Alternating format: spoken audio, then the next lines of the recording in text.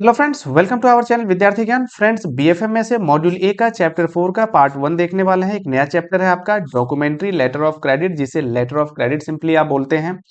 तो इसमें से क्या-क्या हमें पढ़ना है, सबसे पहले वो आप समझ लीजिए कि what is letter of credit. Letter of credit क्या होता है, पार्टियां कौन-कौन सी इन्वॉल्व होती है, कितने प्रकार के लेटर ऑफ क्रेडिट होते हैं, यूसीपीडीसी 600 क्या है, डॉक्यूमेंट्स कौन-कौन से यूज होते हैं इसमें, standby letter of credit क्या होता है, यूआरआर 725 एंड आईएसबीपी 745 क्या है, इंटरनेशनल कॉमर्शियल टर्म्स, इंको टर्म्स, ये सारी चीजें क्या है। तो ये जो मेन टॉपिक है, इसके अंदर भी बहुत सारे आपको सब टॉपिक्स देखने को मिलेंगे। ये सारी चीजों को जब अच्छे ढंग से आप कंप्लीट कर लेते हैं तो लेटर ऑफ क्रेडिट से कहीं कोई दिक्कत आपको नहीं होगी। आज के बाद किसी भी एग्जाम में पूछे जाते हैं यदि क्वेश्चन इससे रिलेटेड, तो आराम से आप कर पाएंगे। एक बार जरूरत है कि सारी चीजों को अच्छे से आप समझ लें। तो जो भी वीडियो इससे रिलेटेड आगे भी और आएंगे उसे आप ध्यान से समझिएगा, कहीं कोई दिक्कत नहीं होगी। फ्रेंड्स, लेटर ऑफ क्रेडिट को समझने से पहले, इसका डेफिनेशन क्या कहता है, इसे समझने से पहले इस चार्ट को आप समझिए। यदि इस चार्ट को आप अच्छे ढंग से समझ गए तो समझिए कि लेटर ऑफ क्रेडिट आपने समझ लिया। ठीक है, बाकी चीजें जो है सो और भी हम लोग आगे समझेंगे इसमें। तो सबसे पहले इस चार्ट को समझिए। देखिए, डॉक्यूमेंट्री क्रेडिट इसे क्यों बोला जाता है लेटर ऑफ क्रेडिट को, पहले तो ये समझिए, क्योंकि यहां जो भी चीजें होती है वो एक डॉक्यूमेंट के साथ डील की जाती है। जो डॉक्यूमेंट कहता है उसके आधार पे चीजें होती है। ठीक है, इसीलिए इसे डॉक्यूमेंट्री क्रेडिट बोला जाता है। धीरे धीरे आपको समझ में ये चीज आएगा। देखिए, लेटर ऑफ क्रेडिट जो होता है, ऐसा नहीं है कि किसी दूसरे कंट्री के साथ जब ट्रेड किया जाता है तो वहां पे यूज होता है। ये आपका एक कंट्री के अंदर भी यूज होता है, जैसे ILC inland letter of credit और FLC foreign letter of credit. जब दूसरे देश के साथ यूज होता है तो FLC foreign letter of credit, जब एक ही देश के साथ एलसी का यूज किया जाता है तो उसे इनलैंड लेटर ऑफ क्रेडिट बोला जाता है। ठीक है, हालांकि यहां आपको इनलैंड और F foreign letter of credit से मतलब नहीं है, आपको लेटर ऑफ क्रेडिट क्या होता है उसे समझना है। ठीक है, लेटर ऑफ क्रेडिट को समझने से पहले आप ये समझिए कि इसमें चार पार्टियां मस्ट है होना। एक आपका इंपोर्टर होगा जो गुड्स या सर्विसेज का डिमांड करता है, जो मंगवाता है। एक आपका एक्सपोर्टर होगा, सेलर होगा जो गुड्स और सर्विसेज को प्रोवाइड करेगा इंपोर्टर को। एक आपका इशुइंग बैंक है और एक एडवाइजिंग बैंक है। यहां पे हम चार पार्टियों के बारे में ही पढ़ेंगे। इसके बाद जो हम आगे देखेंगे, ये जो एडवाइजिंग बैंक है इसकी जगह पे और भी बहुत सारे बैंक आ सकते हैं, उसके रोल अलग अलग होते हैं, इस वजह से वो आपका अलग अलग नाम भी है। वो सारी चीजों को देखेंगे, लेकिन यहां चार पार्टियों के आधार पे ही लेटर ऑफ क्रेडिट को आप समझने की कोशिश करिए। ठीक है, देखिए क्या होता है। ये इंपोर्टर जो है, जो बायर है, वो क्या है कि गुड्स या सर्विसेज का डिमांड करता है, मतलब वो मंगवाता है। वो कहां से मंगवाएगा, तो जो सेलर है, जो एक्सपोर्टर है, वहां से मंगवाएगा। अभी हम समझते हैं कि ये जो इंपोर्टर है ये आपका इंडिया का है। ये इंपोर्टर जो है एक इंडियन है। ठीक है, और ये एक्सपोर्टर जो है ये आपका एक अमेरिकन एक्सपोर्टर है। ठीक है, गुड्स और सर्विसेज को ये प्रोवाइड कर रहा है। अब ये इंपोर्टर पहुंचता है एक्सपोर्टर के पास और बताता है कि हमें गुड्स, जैसे सपोज करिए कि इसे कार की जरूरत है, ये कार की जरूरत है इसे, है ना, ये कुछ कार्स मंगवाना चाहता है, इंपोर्ट करना चाह रहा है। तो एक्सपोर्टर के पास गया, टर्म्स एंड कंडीशन रखा कि हमें ये कार चाहिए, ऐसा ऐसा चाहिए, क्वांटिटी कितनी चाहिए, ये सारी चीजों का डिस्कशन यहाँ होता है। ठीक है, लेकिन यहां क्या है कि एक्सपोर्टर के पास कंफ्यूजन ये होता है कि ठीक है, यदि हम आपको प्रोवाइड कर दें कार, है ना, गुड्स यदि हम प्रोवाइड कर दें तो क्या गारंटी है कि आप समय पे सही हमें आप फंड प्रोवाइड कर देंगे, है ना, इसकी जो फंड है वो प्रोवाइड कर देंगे। तो लेकिन ये कंफ्यूजन तो एक्सपोर्टर का रहता है। इंपोर्टर का भी ये कंफ्यूजन होता है कि यदि हम पहले फंड आपको दे दें तो क्या गारंटी है कि आप हमें गुड्स सही ढंग से हमें प्रोवाइड करेंगे। तो कंफ्यूजन दोनों के पास होता है, जिसके वजह से क्या है कि लेटर ऑफ क्रेडिट का यूज होता है। लेटर ऑफ क्रेडिट में क्या होता है कि इस कंफ्यूजन को दूर किया जाता है। दूर कैसे किया जाता है, ये जो इशुइंग बैंक आप देख रहे हैं, ये इशुइंग बैंक ये जो कंफ्यूजन है उसको दूर करता है। वो अपना एक अंडरटेकिंग देता है कि यदि डिफॉल्ट करता है बायर, इंपोर्टर, तो इसकी पेमेंट हम करेंगे। तो इस प्रकार से ये कंफ्यूजन दूर होता है। लेकिन ये फंक्शन कैसे करता है, लेटर ऑफ क्रेडिट का यूज आपको समझ में आ गया कि क्यों किया जाता है। फंक्शन ये कैसे करता है, इसको समझने के लिए आप देखिए, ये जो एरो है इसको आप समझिएगा कि एरो किधर से किधर गया हुआ है। और दूसरी बात, नंबरिंग को समझना है कि नंबरिंग फर्स्ट सेकंड थर्ड कौन कौन से है, उस तरह से आप समझ में आएगा। देखिए, अब पहला जो होता है सेल कॉन्ट्रैक्ट होता है। सेल कॉन्ट्रैक्ट मींस बायर जो है सो सेलर के पास पहुंचा और सारा अपना कंडीशंस को रखा कि क्या क्या चाहिए कैसे चाहिए। तो ये एक कॉन्ट्रैक्ट दोनों के बीच में होता है जिसे सेल कॉन्ट्रैक्ट बोला जाता है। ये फर्स्ट नंबर में आपका दिखाया गया है। इसका मतलब है इधर से इधर ये बायर और सेलर के बीच में कॉन्ट्रैक्ट होता है जिसे सेल कॉन्ट्रैक्ट बोला जाता है। अब सेलर को एक्सपोर्टर को डिमांड ये डिमांड करता है एलसी का। क्या डिमांड करता है? एलसी, लेटर ऑफ क्रेडिट का, कि लेटर ऑफ क्रेडिट हमें एक इशू करवाइए और कंफर्म करिए कि जब हम गुड्स आपको दे दें तो हमें फंड्स आप समय से दे देंगे। तो इसके वजह से सेकेंड पॉइंट में क्या है कि ये सेकेंड नंबर देखिए, रिक्वेस्ट किया जाता है credit. Credit means letter of credit का। देखिए इंपोर्टर के द्वारा रिक्वेस्ट किया जाता है। किससे किया जाता है? इशुइंग बैंक से। जो इंपोर्टर्स के बैंक होते हैं, इंपोर्टर्स के कंट्री में होते हैं, ठीक है। जैसे इंडिया का यदि इंपोर्टर है तो ये इंडिया का ही कोई बैंक होता है जहां से लेटर ऑफ क्रेडिट का रिक्वेस्ट किया जाता है इंपोर्टर के द्वारा। क्या किया जाता है कि एक लेटर ऑफ क्रेडिट हमें इशू करिए। जो एक एक्सपोर्टर है ना, यूएसए का एक्सपोर्टर है, उसके फेवर में एक लेटर ऑफ क्रेडिट इशू कर दीजिए। ये डिमांड कौन करता है? इंपोर्टर करता है।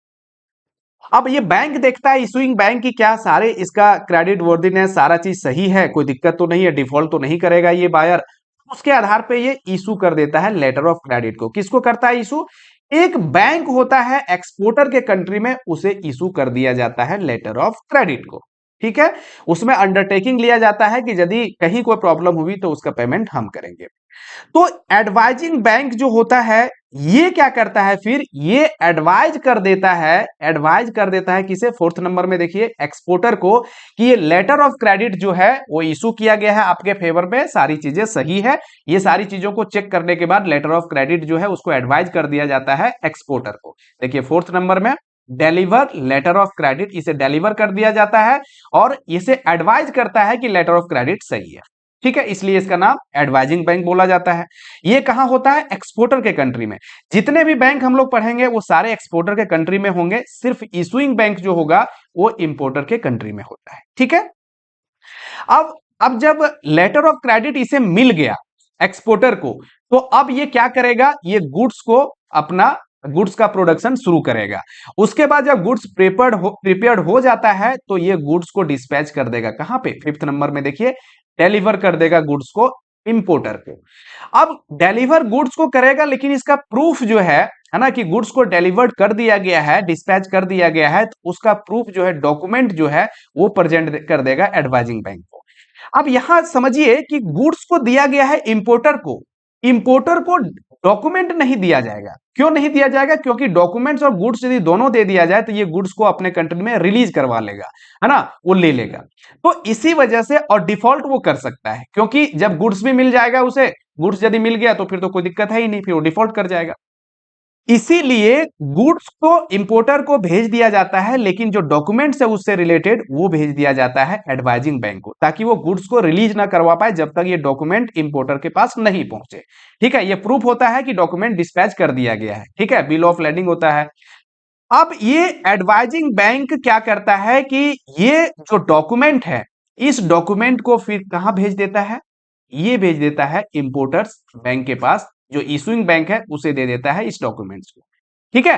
अब ये इंपोर्टर बैंक फिर इस डॉक्यूमेंट्स को दे देता है कहां पे? इंपोर्टर को। इंपोर्टर को देने के बाद जब डॉक्यूमेंट्स भी मिल जाता है उसे, और जब गुड्स पहुंच चुका है उसके कंट्री में, है ना, तो उस कंट्री में जो गुड्स पहुंचा है उसे वो रिलीज करवा लेता है इस डॉक्यूमेंट्स के माध्यम से, है ना। इससे राइट हो जाता है कि ये गुड्स जो है सो उसे रिलीज करवाना है उसका, तो वो उस तरह से वो गुड्स को रिलीज करवा लेता है। और फंड को, ये जो फंड है, जो फंड पेमेंट करना है, ये फंड का पेमेंट जो है सो इशुइंग बैंक को वो कर देता है। फंड्स का जो पेमेंट करना है, जो फंड्स रिलीज करना है, ये डिपेंड करता है कि जो बिल ऑफ एक्सचेंज है ना, बिल ऑफ एक्सचेंज वो किस प्रकार के है, यूजान्स है या साइट है। दो प्रकार के बिल ऑफ एक्सचेंज होते हैं। जो कॉन्ट्रैक्ट हुआ होगा यहां सेल, उस पर डिपेंड करता है। यदि बिल ऑफ एक्सचेंज उसका साइट बिल होता है, ठीक है, डिमांड बिल होता है, तो पेमेंट तुरंत रिलीज कर देगा इशुइंग बैंक। किसे? एडवाइजिंग बैंक को, और एडवाइजिंग बैंक कर देगा एक्सपोर्टर को, ठीक है। तो इस प्रकार से ये कंप्लीट हो जाता है बिल ऑफ एक्सचेंज। लेकिन यदि यूजान्स बिल होता है, तो यूजान्स बिल में क्या होता है कि एक ड्यू डेट होता है, उस ड्यू डेट में पेमेंट को रिलीज करना होता है। तो वैसे केस में उस ड्यू डेट आने के बाद ये इशुइंग बैंक है वो फंड को रिलीज करेगा एडवाइजिंग बैंक को, और ये एडवाइजिंग बैंक फिर फंड को रिलीज करेगा किसे? एक्सपोर्टर को। ठीक है, तो ये सारी चीजें इस प्रकार से लेटर ऑफ क्रेडिट काम करता है, और भी इस चीजों को एलोबरेट करके हम लोग पढ़ेंगे। लेकिन फ्रेंड्स, मुझे उम्मीद है कि एक लेटर ऑफ क्रेडिट क्या होता है थोड़ा सा आपको समझ में जरूर आ गया होगा यहां से। बाकी चीजें अभी इसमें एडवाइजिंग बैंक की जगह पे और दूसरे बैंक का रोल कब आता है, क्यों आता है, ये सारी चीजों को पढ़ेंगे। लेकिन लेटर ऑफ क्रेडिट का फंक्शन जो होता है वो ऐसा ही होता है। ठीक है, बाकी चीजों को हम लोग समझेंगे। आगे बढ़ने से पहले अब हम लोग डेफिनेशंस के बारे में समझते हैं कि इसका डेफिनेशन क्या कहता है। लेटर ऑफ क्रेडिट आपके दिमाग में छप गया होगा कहीं ना कहीं, अब इसका डेफिनेशन आपको अच्छे ढंग से समझ में आएगा। देखिए डेफिनेशन क्या कहता है उस चीज के बारे में समझिए। जो अभी आपने समझा बस वही चीज है यहां पे। देखिए डॉक्यूमेंट्री क्रेडिट, डॉक्यूमेंट्री क्रेडिट क्यों? क्योंकि डॉक्यूमेंट के साथ सारी चीजें होती है ना। डॉक्यूमेंट जो कह रहा है उसके आधार पे सब चीजें चलती है। यहां ये डिपेंड नहीं करता है कि गुड्स और सर्विसेज क्या है, क्वांटिटी कितनी है, क्वालिटी कितनी है, ये मैटर नहीं करता है बैंक के पास। बैंक ये देखता है कि डॉक्यूमेंट क्या कहता है, उस डॉक्यूमेंट के साथ में कब हमें पेमेंट करना है, कब पेमेंट नहीं करना है, ये सारी चीजें डॉक्यूमेंट के साथ डील होता है, इसलिए इसे डॉक्यूमेंट्री क्रेडिट भी बोला जाता है। ठीक है, तो आप याद रखिएगा ये डॉक्यूमेंट्री क्रेडिट और लेटर ऑफ क्रेडिट। अब क्या होता है? Can be defined as an undertaking of issuing bank on behalf of applicant. Applicant जो इंपोर्टर है उसके बिहाफ में इशूइंग बैंक जो है, जहां से लेटर ऑफ क्रेडिट को इशू करवाया जाता है इंपोर्टर के द्वारा, एप्लीकेंट के द्वारा, एक अंडरटेकिंग होता है। क्या होता है? अंडरटेकिंग मींस प्रॉमिस किया जाता है इशूइंग बैंक के द्वारा। क्या प्रॉमिस किया जाता है? ये जो एप्लीकेंट के द्वारा जो इशू करवाया गया है इन फेवर ऑफ बेनिफिशियरी, किसके फेवर में इशू करवाया जाता है? जो बेनिफिशियरी है, जो एक्सपोर्टर है, उसके फेवर में। क्या चीज कहता है ये अंडरटेकिंग में? टू मेक पेमेंट, कि पेमेंट कर दिया जाएगा अपॉन प्रेजेंटेशन ऑफ डॉक्यूमेंट। जब डॉक्यूमेंट उसके पास पहुंचता है इशूइंग बैंक के बाद तो पेमेंट कर दिया जाएगा। लेकिन वो कौन सा डॉक्यूमेंट? कि एविडेंसिंग शिपमेंट ऑफ गुड्स, कि गुड्स का शिपमेंट कर दिया गया है, गुड्स को भेज दिया गया है ना, डिस्पैच कर दिया गया है as specified and in compliance with other terms and condition. Terms and condition सारे कंप्लाई करने के बाद यदि डॉक्यूमेंट पहुंचता है इशूइंग बैंक के पास तो इशूइंग बैंक अंडरटेकिंग इशू करता है। ये लेटर ऑफ क्रेडिट अंडरटेकिंग है कि जब डॉक्यूमेंट हमारे पास पहुंच जाएगा सही रूप में शिपमेंट ऑफ गुड्स का तो हम फंड्स को रिलीज कर देंगे, ऐसा एक अंडरटेकिंग है। तो समझ में आ गया लेटर ऑफ क्रेडिट क्या है? लेटर ऑफ क्रेडिट एक अंडरटेकिंग है जो इशूइंग बैंक के द्वारा बेनिफिशियरी के फेवर में इशू किया जाता है। किसके कहने पे? एप्लीकेंट के कहने पे, on behalf of applicant. Applicant के बिहाफ पे बेनिफिशियरी के फेवर में एक अंडरटेकिंग इशू किया जाता है इशूइंग बैंक के द्वारा। ठीक है, कि जब डॉक्यूमेंट्स उसके पास सही रूप में पहुंच जाएगा कि गुड्स को आपने डिस्पैच कर दिया एक्सपोर्टर ने, तो इशूइंग बैंक फंड्स को रिलीज कर देगा। ये आपका लेटर ऑफ क्रेडिट का डेफिनेशन है। समझ में आ गया? आगे देखिए, an LC can also be defined as, और भी इसे क्या कह सकते हैं कि एन इररिवोकेबल अंडरटेकिंग। ये जो अंडरटेकिंग इशू किया जाता है इशूइंग बैंक के द्वारा वो कैसा होता है? इररिवोकेबल होता है। इररिवोकेबल मतलब उसे वापस, अपने वचन को वापस नहीं ले सकता है एक बार इशू कर दिया तो। ठीक है, देखिए आगे चल के हम लोग पढ़ेंगे कि लेटर ऑफ क्रेडिट भी रिवोकेबल और इररिवोकेबल होता है। यहां लेटर ऑफ क्रेडिट के इररिवोकेबल की बात नहीं हो रही है, यहां बात हो रही है कि जो अंडरटेकिंग है वो इररिवोकेबल होता है, ये रिवोकेबल नहीं हो सकता है। इररिवोकेबल का मतलब हो गया कि वो वापस वचन को अपना नहीं ले सकता है जो अपना अंडरटेकिंग इशू किया है उसमें से। ठीक है, समझ में आ रहा है? तो वही कह रहा है, समझिए कि and LC can also be defined as an irrevocable undertaking issued by bank, वही इशूइंग बैंक के द्वारा इशू किया जाता है ऑन बिहाफ ऑफ इंपोर्टर, जो एप्लीकेंट है, इंपोर्टर है, उसके बिहाफ में, है ना, जिसे बायर भी कहते हैं, इन फेवर ऑफ एक्सपोर्टर, जो सेलर होते हैं उसके फेवर में इशू किया जाता है। क्या इशू किया जाता है? कि if the specified document showing that a shipment has taken place, है ना, कि यदि वो डॉक्यूमेंट शो करता है कि जो गुड्स है जो शिपमेंट कर दिया गया है, यदि वैसा शो कर रहा है डॉक्यूमेंट, या तो यदि कोई सॉफ्टवेयर है और transmission of a software has been completed, है ना, कि यदि गुड्स नहीं है और यदि कोई सॉफ्टवेयर की ट्रांसमिशन यदि उसका शो कर रहा है कि ट्रांसमिट कर दिया गया है सॉफ्टवेयर को, और सर्विसेज हैज बीन रेंडर, और यदि सर्विस है यदि और सर्विस को यदि दे दिया गया है और वैसा यदि डॉक्यूमेंट्स मिलता है इशूइंग बैंक को, है ना, are presented to issuing bank के पास यदि वो डॉक्यूमेंट्स प्रेजेंट किया जाता है, और इट्स नॉमिनेटेड बैंक, या तो नॉमिनेटेड बैंक के पास, अब नॉमिनेटेड बैंक क्या है हम देखेंगे, नॉमिनेटेड बैंक के पास within the stipulated time and all other LC terms are complied, जो भी एलसी के टर्म्स एंड कंडीशन है वो कंप्लाई करते हैं, the exporter seller will be paid the amount specified, तो जो अमाउंट उसमें जिक्र किया गया है उस अमाउंट को पे कर दिया जाएगा। कौन पे करेगा? इशूइंग बैंक करेगा। किसको करेगा? सेलर को करेगा, एक्सपोर्टर को करेगा। ठीक है, तो इस प्रकार से ये लेटर ऑफ क्रेडिट का डेफिनेशन है। यदि अपनी भाषा में हम बात करें तो लेटर ऑफ क्रेडिट क्या होता है समझिए एक बार शॉर्ट में। लेटर ऑफ क्रेडिट एक इररिवोकेबल अंडरटेकिंग है जो इशूइंग के बैंक के द्वारा इशू किया जाता है, किसके कहने पे? इंपोर्टर के कहने से। किसके फेवर में?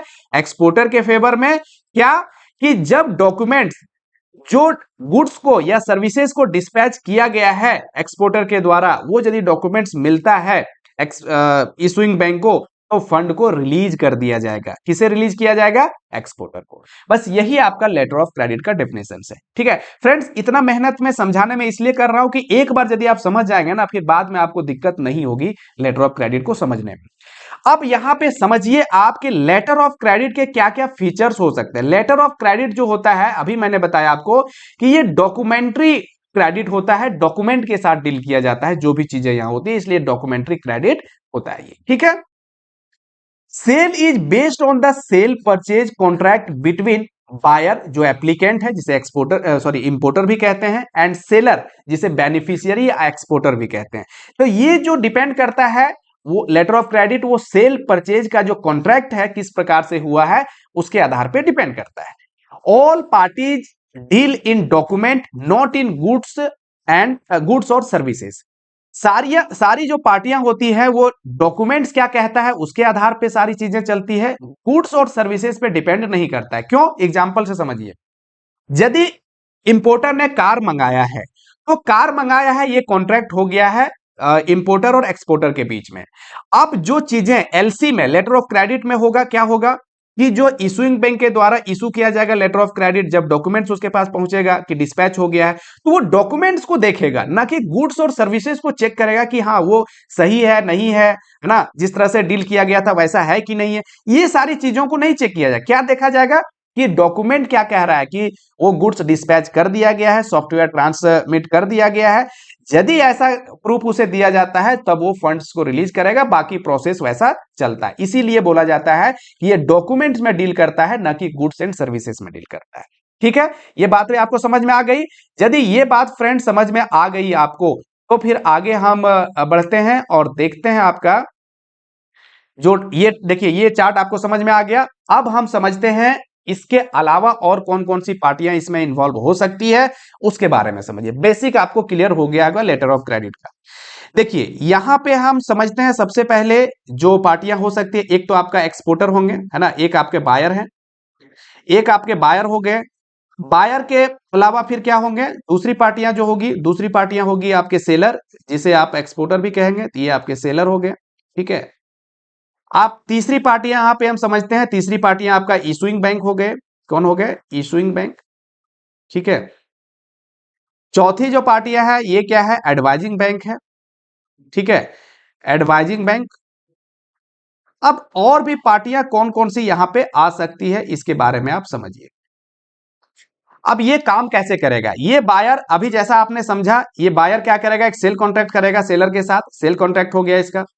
सेल कॉन्ट्रैक्ट होने के बाद अब लेटर ऑफ क्रेडिट के लिए ये कहां पहुंचेगा? इशूइंग बैंक के पास पहुंचेगा। ये सारी चीजें भी आपको समझ में आ गया। सेकंड नंबर में issuing bank letter of credit को कहां कर इशू कर देगा? ये इशू कर देगा बेनिफिशियरी के फेवर में और पहुंचा देगा किसके सेंड किसको कर दिया जाएगा? एडवाइजिंग बैंक को। ये advising bank letter of credit को किसको एडवाइज कर देगा? ये एडवाइज कर देगा सेलर को। अब सेलर क्या करेगा? गुड्स को प्रिपेयर करके डिस्पैच कर देगा। किसे? ये डिस्पैच कर देगा आपको बायर को। ठीक है, अब साथ में ही डॉक्यूमेंट्स को कहां पे भेज दिया जाता है, डॉक्यूमेंट को प्रोवाइड कर देगा इस एडवाइजिंग बैंक को, ठीक है, 6 नंबर में डॉक्यूमेंट्स को यहां पे दे देगा। अब क्या है, इस एडवाइजिंग बैंक ने यहां पे डॉक्यूमेंट्स को सेंड कर देगा इशूइंग बैंक को, ठीक है, और इशूइंग बैंक फिर डॉक्यूमेंट्स को सेंड कर देगा किसे, आपका एक्सपोर्टर को, इंपोर्टर को। अब जब इंपोर्टर को डॉक्यूमेंट मिल जाएगा तो वो अपना गुड्स जो है या सर्विसेज है उसे रिलीज करवा लेगा अपनी कंट्री में। ये बात आपको समझ में आ गई, ये बेसिक चीजें हैं, ये इतनी चीजें तो समझनी ही है लेटर ऑफ क्रेडिट में। इसके अलावा अब इस एडवाइजिंग बैंक की जगह पे कौन कौन से बैंक आ सकते हैं ये मेन समझना है। Confusion actually letter of credit में यही होता है लोगों को, कि कौन सा बैंक कब यूज होता है, क्या रोल होता है, क्यों आता है वो रोल में। अब समझिए यहां क्या होता है, चीजें वो समझिए। ये जो एडवाइजिंग बैंक है, ये एडवाइजिंग बैंक डिपेंड करता है कि ये जो सेलर है, ये सेलर है, अब ये सेलर को विश्वास नहीं है इशूइंग बैंक पे, इशूइंग बैंक पे, एडवाइजिंग बैंक पे विश्वास नहीं है, तो क्या कहता है कि ये जो एडवाइजिंग बैंक है इसके अलावा हमें कंफर्मेशन चाहिए किसी कंफर्मिंग बैंक से, तो रोल आता है कंफर्मिंग बैंक का। कंफर्मिंग बैंक क्या करता है कि ये जो एडवाइजिंग बैंक है इसके अलावा ये इशूइंग बैंक किसी कंफर्मिंग बैंक को अपॉइंट करता है सेलर के कहने पे, बायर के कहने पे। तो कंफर्मिंग बैंक यहां पे कंफर्म करता है कि जो लेटर ऑफ क्रेडिट इशू किया गया था इशूइंग बैंक के द्वारा वो सही है, तो ये एडिशनल गारंटी मांगता है कौन, सेलर, एक्सपोर्टर। तो वहां पे रोल आ जाता है कंफर्मिंग बैंक का। ये सिर्फ क्या करता है कि लेटर ऑफ क्रेडिट को कंफर्म करता है कि सही है, तो उस केस में ये कंफर्मिंग बैंक का रोल आता है, समझिए। अब दूसरा एक और रोल क्या आ जाता है, एक नॉमिनेटिंग बैंक होता है, नॉमिनेटिंग बैंक है ना, या तो इसे निगोशिएटिंग बैंक भी कहते हैं, निगोशिएटिंग बैंक भी कहते हैं। ध्यान रखिएगा, nominating bank, N for nominating और एन फॉर आपका निगोशिएटिंग बैंक। अब इसका रोल कब आता है, इसका रोल तब आता है जब ये सेलर जो है, जो एक्सपोर्टर है, वो डॉक्यूमेंट्स को देता है इसके पास, नॉमिनेटिंग बैंक या आपका निगोशिएटिंग बैंक के पास, और यहां से फंड वो लेता है। जो फंड है, जो जब डॉक्यूमेंट को प्रेजेंट किया जाता है निगोशिएटिंग बैंक के पास, तो वो निगोशिएट करता है डॉक्यूमेंट्स को कि ठीक है डॉक्यूमेंट्स आपका सही है। अब फंड जो है ये इशूइंग बैंक को ना, इशूइंग बैंक के डॉक्यूमेंट्स ना दे करके ये सारा डॉक्यूमेंट्स को खुद ही हैंडल करता है और फंड को डायरेक्ट रिलीज कर देता है एक्सपोर्टर को, है ना, कि बिल ऑफ एक्सचेंज है, यदि वो साइट बिल है तो तुरंत फंड को रिलीज कर दिया, यदि यूजान्स बिल है तो उस केस में ड्यू डेट में रिलीज करेगा। लेकिन डॉक्यूमेंट के साथ निगोशिएशन जो होता है एक्सपोर्टर का, वो इस निगोशिएटिंग बैंक और नॉमिनेटिंग बैंक के साथ होता है, तो वैसे केस में इसका नाम पड़ जाता है नॉमिनेटिंग बैंक और निगोशिएटिंग बैंक। समझ में आ रहा है? देखिए, और उसके बाद ये तो समझ में आ गया कंफर्मिंग बैंक कि जब एडिशनल कंफर्मेशन चाहिए सेलर को तो उस केस में एक दूसरे बैंक के साथ कंफर्मेशन दिलवाया जाता है। या उसके बाद क्या होता है, जो निगोशिएटिंग बैंक है डॉक्यूमेंट वो वहां प्रेजेंट करता है, एडवाइजिंग बैंक के पास नहीं करता है, ठीक है, कंफर्मिंग बैंक के पास नहीं प्रेजेंट करता है। एक अलग बैंक है जिसके पास डॉक्यूमेंट प्रेजेंट करता है और वहां से फंड वो लेता है अपना, ठीक है, तो उस केस में नॉमिनेटिंग बैंक और निगोशिएटिंग बैंक का रोल आता है। अब यहां पे एक चीज समझिए, ये जो कंफर्मिंग बैंक है और जो निगोशिएटिंग या नॉमिनेटेड बैंक है, ये बैंक आपका एक ही बैंक हो सकता है, एडवाइजिंग बैंक ही हो सकता है, ठीक है। मैंने कहा ना कि जब सिर्फ 4 ही पार्टियां होगी उस समय एडवाइजिंग बैंक ही सारा काम कर लेता है ना। यदि एडिशनल कंफर्मेशन नहीं चाहिए तो फिर बस एडवाइजिंग बैंक का ही सिर्फ रोल आएगा। यदि डॉक्यूमेंट जो निगोशिएट किया जाएगा डॉक्यूमेंट के साथ, निगोशिएशन जो होगा वो डायरेक्ट जो है सो सिर्फ एडवाइजिंग बैंक ही कर ले, तो उस केस में यहां नॉमिनेटिंग बैंक और कंफर्मिंग बैंक का रोल भी एडवाइजिंग बैंक ही कर देता है। तो वैसे केस में ये तीनों बैंक एक ही बैंक हो जाते हैं। बात समझ में आ गई? ये बात समझ में आ गई आपको? उसके बाद एक और चीज आप समझिए, रिम्बर्समेंट बैंक क्या होता है। रिम्बर्समेंट बैंक क्या होता है, इसका रोल कब आता है? रिम्बर्समेंट बैंक जो है ये समझिए, जब ये निगोशिएट किया जाता है डॉक्यूमेंट को निगोशिएटिंग बैंक, जिसे आप नॉमिनेटेड बैंक कहते हैं, उसके द्वारा, तो अब फंड की जरूरत है, ये तो फंड को रिलीज कर दिया, अब फंड फाइनली तो चाहिए ना, इसे भी तो फंड चाहिए, इसे फंड चाहिए ना, ये पहले से फंड दे दिया सेलर को, एक्सपोर्टर को, तो इसे तो फंड चाहिए ना जो इन्होंने फंड रिलीज किया है। तो इस फंड को देता है कौन? रिम्बर्समेंट बैंक देता है। अब ये रिम्बर्समेंट बैंक कौन होते हैं? इशूइंग बैंक का नोस्ट्रो अकाउंट जिसके पास होता है, कौन सा अकाउंट? Nostro account. अब ये नोस्ट्रो अकाउंट क्या होता है? जब दूसरे कंट्री में दूसरे करेंसी में, फॉरेन करेंसी में फॉरेन बैंक के साथ जो आपका डोमेस्टिक बैंक है उसका अकाउंट होता है, उसे नोस्ट्रो अकाउंट कहते हैं। तो ये जब ये बायर जो है इशूइंग बैंक को फंड देता है, या तो फंड देने से पहले इशूइंग बैंक यदि वो फंड को रिलीज करता है, तो फंड किसे देगा? वो फंड जो देता है रिम्बर्समेंट बैंक को देता है। रिम्बर्समेंट बैंक कौन होता है? जिस बैंक के पास इस इशूइंग बैंक का अकाउंट होता है, जिसे नोस्ट्रो अकाउंट कहते हैं, उसे ही फंड को रिलीज किया जाता है। अब ये रिम्बर्समेंट बैंक फंड दे देता है किसे? निगोशिएटिंग बैंक, जिसे नॉमिनेटेड बैंक कहते हैं, उसे। क्यों? क्योंकि इन्होंने फंड को रिलीज किया है एक्सपोर्टर को। तो इस तरह से रिम्बर्समेंट बैंक फंड इसे रिलीज कर देता है। और ये रिम्बर्समेंट बैंक को फंड कौन देता है? ये इशूइंग बैंक देता है। क्यों? क्योंकि नोस्ट्रो अकाउंट यहां पे होता है। अब ये नोस्ट्रो अकाउंट यदि आपका निगोशिएटिंग या नॉमिनेटेड बैंक के पास ही हो, यदि इशूइंग बैंक का, तो डायरेक्ट ये रिम्बर्समेंट बैंक भी कहलाएगा। बात समझ में आ गई? तो चीजें यहां पे डिपेंड करती है कि जो टर्म्स एंड कंडीशंस है वो कौन उस चीज को कर रहा है। रिम्बर्समेंट बैंक है, डायरेक्ट यदि नोस्ट्रो अकाउंट इसके पास है तो ये रिम्बर्समेंट बैंक भी कहलाएगा, और नहीं है तो रिम्बर्समेंट बैंक कोई और हो सकता है। लेकिन यहां आपको इतनी चीजें समझ में आ गई कि 4 पार्टियां कंफर्म होना ही है, इसके अलावा अलग अलग कंडीशन में अलग अलग बैंक हो सकते हैं। अब हम ये बैंक का डेफिनेशंस भी अलग अलग हम अभी पढ़ने वाले हैं, तब आपको और भी क्लियर हो जाएगी चीजें। ठीक है, अब देखिए पार्टियां कौन कौन सी इन्वॉल्व होती है, इसके बारे में हम समझते हैं। देखिए जो पार्टियां इन्वॉल्व होती है, एक तो बायर, जिसे इंपोर्टर कहते हैं, एप्लीकेंट कहते हैं। ये सारे का एक ही मतलब सारा नाम एक ही का है ना। जो इंपोर्टर होते हैं, जो गुड्स और सर्विस मंगाते हैं, ठीक है। ये क्या है कि इसके बिहाफ में एलसी को इशू किया जाता है। एलसी जो ओपन किया जाता है इशूइंग बैंक के द्वारा, वो किसके बिहाफ में किया जाता है? बायर के, इंपोर्टर के, एप्लीकेंट के बिहाफ में किया जाता है। ये सारे एक ही पार्टी है, ठीक है। सेलर क्या होता है? जिसे आप एक्सपोर्टर भी कहते हैं, बेनिफिशियरी भी कहते हैं। इसलिए एलसी जो इश्यू किया जाता है, बेनिफिशियरी के फेवर में इशू किया जाता है ना। बेनिफिशियरी के फेवर में इशू किया जाता है। समझ में आ रहा है? आगे जो है ओपनिंग बैंक। ओपनिंग बैंक क्या होता है? ओपनिंग बैंक या बायर्स बैंक, जिसे इशूइंग बैंक भी कहते हैं, ये लेटर ऑफ क्रेडिट को इशू करते हैं। लेटर ऑफ क्रेडिट को इशू करते हैं। बात समझ में आ रहा है? अब देखिए अगला है आपका एडवाइजिंग बैंक। एडवाइजिंग बैंक क्या होता है? ये सेलर के कंट्री में होंगे। एडवाइजिंग बैंक एडवाइज करने का काम करता है एलसी का। देखिए who act as an agent, agent के रूप में of issuing bank, issuing bank के एजेंट के रूप में काम करता है, एंड ऑथेंटिकेट्स करता है और एडवाइज करता है लेटर ऑफ क्रेडिट को। किसको करता है? सेलर को एडवाइज करता है, ठीक है। कंफर्मिंग बैंक, कंफर्मिंग बैंक का रोल कब आता है? कि if any who undertakes to pay on behalf of the issuing bank, यदि इशूइंग बैंक के बिहाफ में यदि सेलर डिमांड करता है कि हमें एक एडिशनल कोई कंफर्मिंग बैंक चाहिए, कंफर्मेशन चाहिए कि लेटर ऑफ क्रेडिट सही है, तो कंफर्मिंग बैंक का रोल आता है, जो इशूइंग बैंक के बिहाफ में पेमेंट करने का कंफर्मेशन देता है वो, ठीक है। कि यदि वो इशूइंग बैंक नहीं किया पेमेंट, तो पेमेंट हम करेंगे। ये रोल आता है किसका? कंफर्मिंग बैंक का, ठीक है।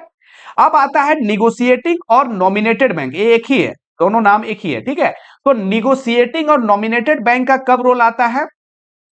कि सेलर्स बैंक और the bank nominated by the opening bank, ये बैंक कौन से बैंक है? सेलर्स के बैंक है, सेलर के कंट्री में होते हैं, जो कि नॉमिनेट किया जाता है ओपनिंग बैंक के द्वारा। ये क्या करता है?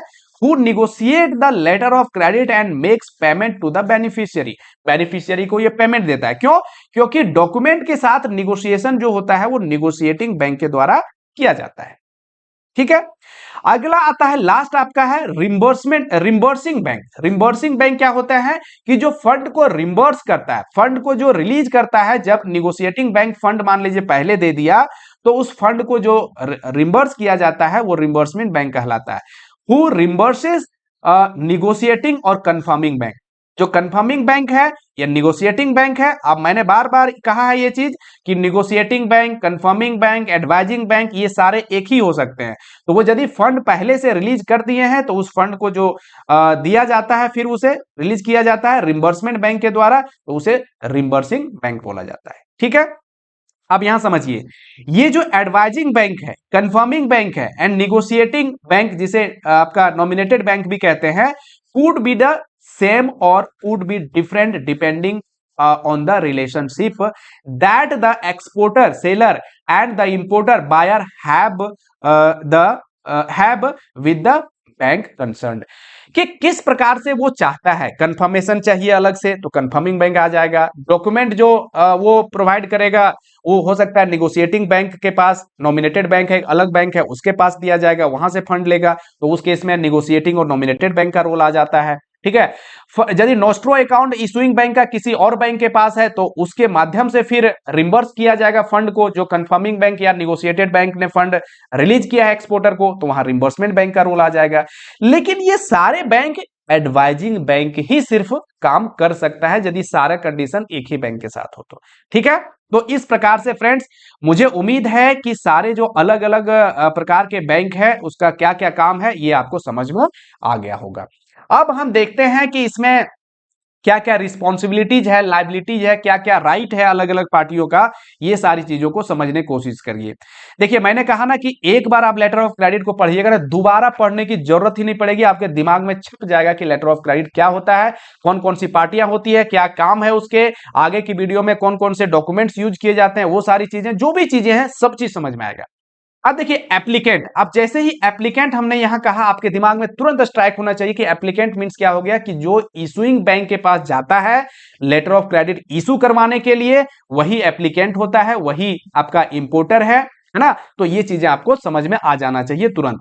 देखिए क्या कह रहा है कि the applicant must give complete and precise instructions for issuance of letter of credit and any amendment thereof, जो भी लेटर ऑफ क्रेडिट इशू करने के लिए वो दिया जाएगा टर्म्स एंड कंडीशन एक प्रिसाइज वे में होना चाहिए, complete information. The letter of credit must not include excessive details और give any reference of credit previously issued. ठीक है, और टू अवॉइड एनी कंफ्यूजन और मिसअंडरस्टैंडिंग, कुछ ऐसा ना हो, कुछ वर्ड ऐसा यूज ना हो जिसमें मिसअंडरस्टैंडिंग हो, तो ऐसी चीजों को लेटर ऑफ क्रेडिट जब वो इशू करवाने के लिए जाएगा इशूइंग बैंक के पास तो ऐसा नहीं होना चाहिए। The applicant should indemnify banks against any obligation imposed by foreign law, और यहां पे बैंक के पास बैंक को जो है सो वो इंडिम्निफाई करेगा। इंडिम्निफाई कहने का मतलब हो गया कि यदि लेटर ऑफ क्रेडिट में किसी फॉरेन लॉ के वजह से कोई प्रॉब्लम आ रही है तो वहां पे जो लाइबल होगा वो एप्लीकेंट होगा। ठीक है, बैंक को उस समय इंडिम्निफाई किया जाएगा, उसे बचाया जाएगा। बात समझ में आ रही है? तो ये एप्लीकेंट का रोल होता है यहां पे। अब समझिए इशुइंग बैंक का क्या रोल होता है। इशुइंग बैंक जैसा अभी तक आपने समझा कि एप्लीकेंट के कहने पे ये लेटर ऑफ क्रेडिट को इशू करता है, और लेटर ऑफ क्रेडिट को इशू करने के बाद ये अंडरटेकिंग ये लेता है, इररिवोकेबल अंडरटेकिंग होता है कि यदि हमारे पास साइट बिल आता है, साइट एलसी मींस वैसा एलसी जिसका पेमेंट तुरंत करना है तो वो फंड को रिलीज कर देगा। दूसरी बात है कि यूजांस एलसी जब आता है तो उसका ड्यू डेट में उसका पेमेंट वो कर देगा, और वो सारे डॉक्यूमेंट्स को वो चेक करेगा पहले, जो एप्लीकेंट है उसका क्रेडिट वर्दिनेस कैसा है, कि सही से एप्लीकेंट है कि नहीं, और बायर जो है उसका क्रेडिट वर्दिनेस सही है कि नहीं, ये सारी चीजों को चेक करने के बाद लेटर ऑफ क्रेडिट को इशू किया जाता है। दूसरा है एडवाइजिंग बैंक। एडवाइजिंग बैंक क्या करता है कि ये लेटर ऑफ क्रेडिट को एडवाइज करता है एक्सपोर्टर को कि लेटर ऑफ क्रेडिट सही है, इसके बारे में सारी चीजें उनको बताता है। डॉक्यूमेंट भी हैंडल कर सकता है, यदि नॉमिनेटेड बैंक निगोशिएटेड बैंक का रोल नहीं आता है अलग से तो डॉक्यूमेंट्स भी ये हैंडल करता है खुद से ही। ठीक है, तो ये सारी चीजें आप एडवाइजिंग बैंक के बारे में समझते हैं। आगे है अगला आपका कंफर्मिंग बैंक। कंफर्मिंग बैंक का रोल कब आता है, जैसा अभी आपने समझा कि कंफर्मिंग बैंक यदि एक्सपोर्टर को अलग से कंफर्मेशन चाहिए तो confirming bank gives a definite undertaking in addition to that of issuing bank. Issuing bank के अलावा फिर वो अलग से कंफर्मेशन देता है पेमेंट करने का at the request of the issuing bank. Issuing bank request करता है किसी बैंक को कि आप कंफर्मेशन सेलर को दे दीजिए, तो उस केस में वो कंफर्मेशन देता है। इशुइंग बैंक के अलावा कंफर्मेशन मिल जाता है सेलर को, किस चीज के लिए, to make payment on representation of document as per the terms and condition of LC.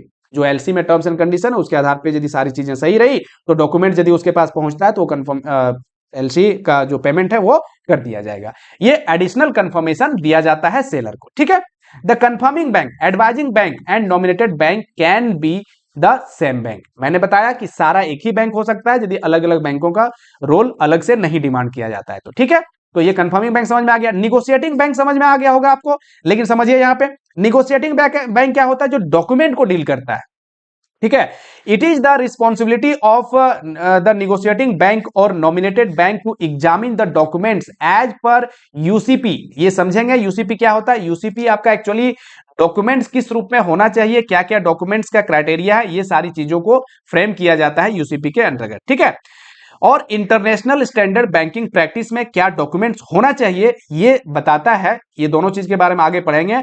तो यदि डॉक्यूमेंट सही है ना, तो उस डॉक्यूमेंट को जो डील किया जाता है वो नॉमिनेटेड बैंक और निगोशिएटिंग बैंक के द्वारा किया जाता है। And take a decision to negotiate the document, की डॉक्यूमेंट निगोशिएट करना है कि नहीं करना है, only if they appear on their face to be in compliance with the terms and conditions of the LC, की एलसी में जो टर्म्स एंड कंडीशन है उसके आधार पे डॉक्यूमेंट है। यदि डॉक्यूमेंट है तो फिर वो डील करता है, निगोशिएट करता है सेलर के साथ और फंड उसे प्रोवाइड करता है, तो उस केस में ये निगोशिएटिंग बैंक कहलाता है, ठीक है। रिम्बर्सिंग बैंक आपको समझ में आ रहा है कि जो फंड को फाइनली निगोशिएटिंग बैंक को या कंफर्मिंग बैंक को जो भी फंड दे रहा है, या एडवाइजिंग बैंक जो भी फंड सेलर को प्रोवाइड कर रहा है, उसे फाइनली रिम्बर्स करेगा फंड को, ठीक है।